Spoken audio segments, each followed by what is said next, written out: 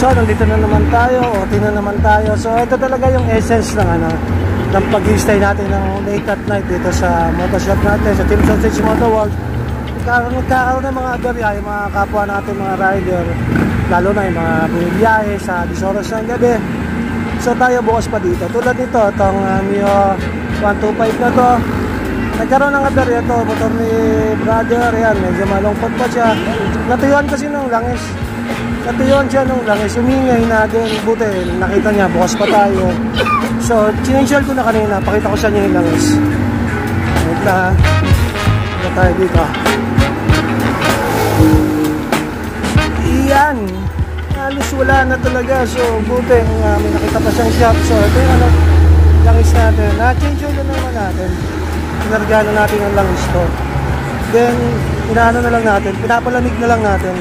Yung makina kasi nag-overheat kanina to din, umingay na rin pati. So, nalagyan ko na ng langis yan, hindi ko na lang nabigyan. Titignan natin kung kung makakasurvive to kasi maraming mga kaso, pagka natuyuan talaga ng langis, problema yan. Actually, umingay na yung makina niya kanina eh. So, sana pagandar ngayon, tumahimik. May mga na-encounter naman ako na pag nasasalina ng langis, nakakasurvive. Meron talaga. Wala, nag-uusok na talaga. Pero malalaman natin to, kung makakasurvive. So, yun yung essence ng pag-stay natin dito sa shop. Para na rin natin sa mga kapwa natin riders. Kasi mahirap maghanap ng shop na bukas sa 10 oras ng gabi. Tulad ngayon, mag-alas 12 na. So, bukas ba tayo? Buti na check po ni brother. Actually, pangalawa na si brother. Kanina na lang. Meron naman, coolant naman sa click. So, ito, malalaman natin kung tatahimik to pagkanta niya. Pinapalamig na natin ng konti. Meanwhile, sige brother, pwede na yan. Pwede natin. Patayin natin itong blower natin. Sige, try ang panda rin kung makakasurvive.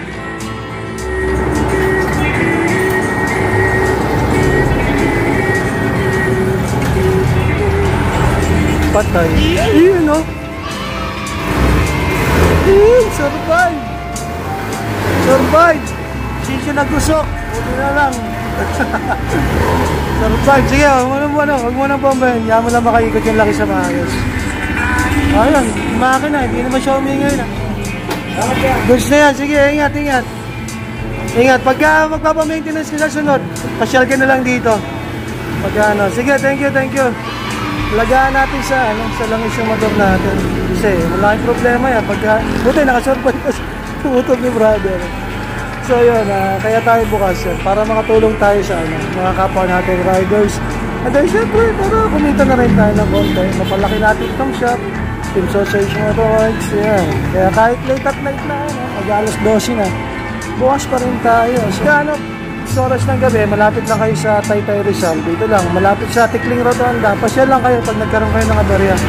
Bukas naman ako mostly hanggang 10 oras ng gabi. Maliban na lang pag may lakad ako. Talagang nagsasara ako na maaga. So yan, basta pasyal lang kayo dito. Search nyo lang sa Google Maps o sa Waze, Team Sausage Motor Works.